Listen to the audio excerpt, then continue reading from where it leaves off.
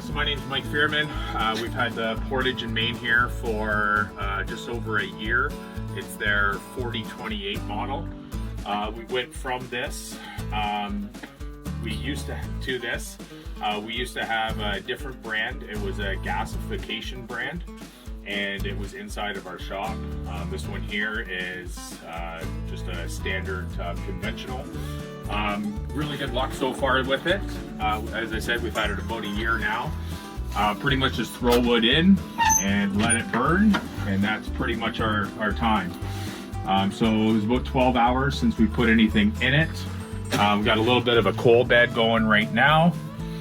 You can tell that it's not calling for heat, not a whole lot going on. The nice thing I find about this compared to the gasification is the wood that I can put in here. I can put slab wood, I can put dried wood, I can put somewhat green, unseasoned wood, and it seems to take it all. The gasification was super picky, and it had to be really dry wood. This takes it all. Maybe not quite as efficient with the slab wood or the green wood, but still nice burn. Just gonna fill it up here. With the gasification, found that the cleaning process, it had to be the bottom, had to be cleaned out every single day, as well as the flutes. If they didn't get cleaned at least twice a week, they started gumming up, and that was one of our main problems that we had. With this, been cleaning out the top probably, I would say, once a week. The bottom probably 3 times a week. And as far as filling it up, about 2/3 of the way, twice a day. We're in southern Ontario. Weather here anywhere between, I'm going to say, -5 to -20 throughout the winter. And this seems to work well for us. For cleaning this, the top, where it goes up through the stack, it's got a divider in the middle. So we just pull the soot and that to one side, and then push it down the other side, and that pushes it into the firebox.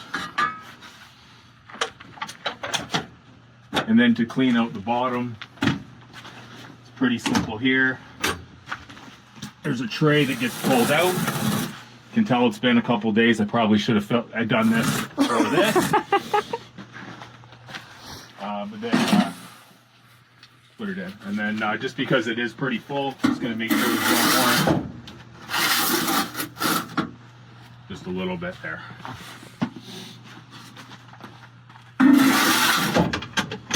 It is a conventional stove, so it's a little more of the keeping it simple theories here.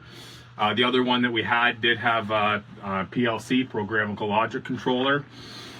Very difficult to make changes to, and nothing that really the consumer could do for troubleshooting beyond some very basic stuff. Nice thing about this one,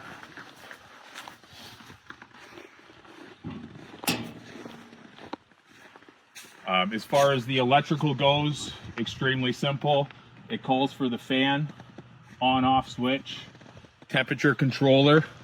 Right now it's 172. I've got it set at 185 that it comes on, and 170 that it turns off of.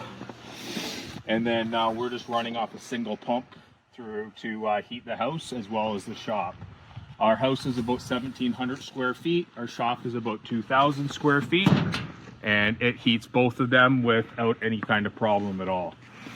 I did mention that we did have a gasification unit before. Unfortunately, we had a lot of water problems, or a lot of leaking problems with that.